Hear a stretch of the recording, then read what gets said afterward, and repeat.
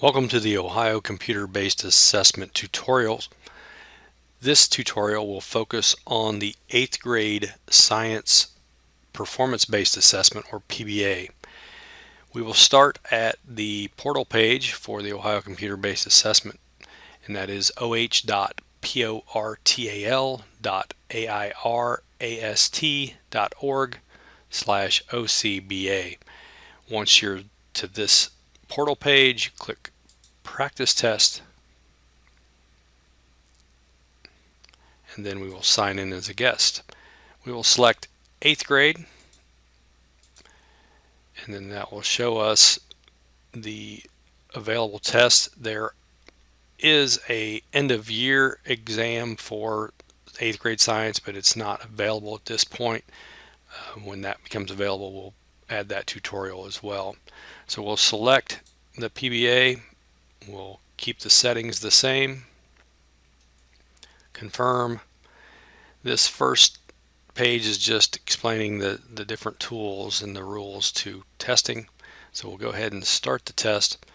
The PBA is the part of the assessment that students will take first at the beginning of March, and then there will be the end of year, which will be given around the beginning of May. The performance-based assessment has some unique questions on it compared to the end of year, because these questions are scored by hand, because many of them are extended response and requires a little bit more scoring than just a computerized scoring system. So as we go through here, we're going to talk a little bit about the different questions that students will encounter on the performance-based assessment, so that they're familiar and the teachers are familiar with what the expectations will be for the students.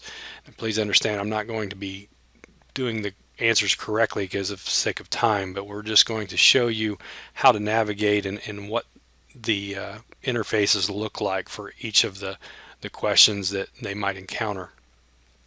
Before we get started, we'll go across the navigation bar at the top.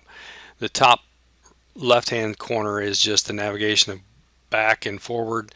It can pause, end the test, which obviously we don't want to do until the test is completed. We have a note tool that allows students to actually write notes if they want to during the test, save it, and then come back to it. There is a line reader that allows students to highlight a line and read it, and that may help students with that tracking issue. And then there is a zoom in feature that allows the text to be enlarged for those students that might have a visual impairment. So those are some tools that students kind of need to be aware of. So here's the first question that we'll look at, and this is a technology enhanced question where the students have to drag and drop images or pieces into the boxes provided. The thing I want to make sure that we're clear on is there's a lot of information over here that students have to read very carefully to do this task correctly. And they have to understand that they only can put one arrow in a box, but they can use them more than once. They also need to understand how to delete, because they might have dragged an arrow where they don't want it. So if they click the delete button and then click on that, it disappears. So they can actually undo what they've done, and then they can redrag the arrows of their choice. So that is a drag and drop technology enhanced question where the students will then just drag the correct icons to where they belong. Here's another example of a drag and drop. They're asked to do two different things here, and again, it's important that students actually read the questions very carefully, because it asks them to do a lot of different things in terms of the tasks. So we have two things that they have to do. They have to put these images on the bank of what's going on at these bends of the river. So they will drag the images, and then they have to say what's happening at each one of these points. So it's either erosion or deposition. So that's how they answer that question. You'll notice this question, much like the question before, really require students to have a depth of understanding of these types of concepts, because surface level understanding may not allow them to engage in the questions that they're seeing on these new computer-based assessments. Here's an extended response question. Another important thing that students have to kind of be familiar with on these new computer assessments is the fact that they do have to scroll, because you'll notice that not all the information is there in the window. Depending on the size of the window that's open on their computer and the size of the screen they're using, students may need to scroll to see everything that they need to see to totally answer the question. So students see the information, the prompt, and then they have a text editor that they can then type their answer. They can use different bold, italics. They can use bulleted lists.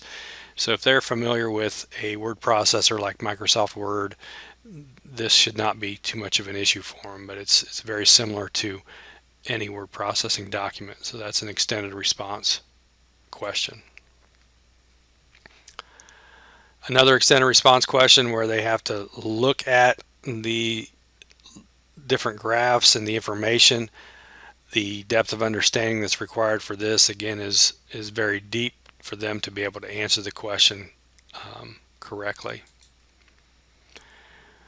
Because of the number of questions of the different types of depth of understanding, there aren't as many questions on the practice test, so that kind of concludes the practice test. So when they're done, they will hit end test.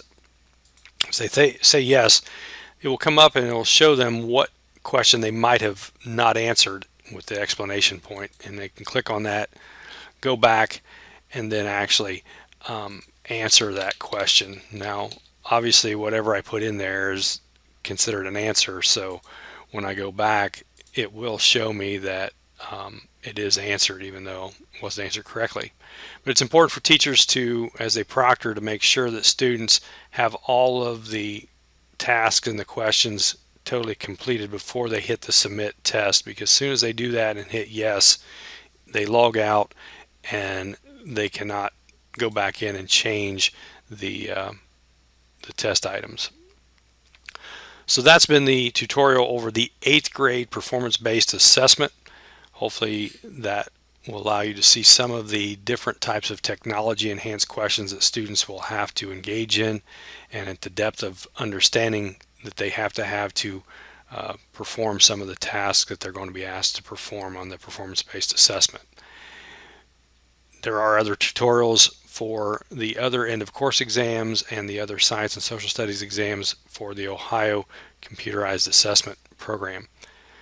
Thanks for watching.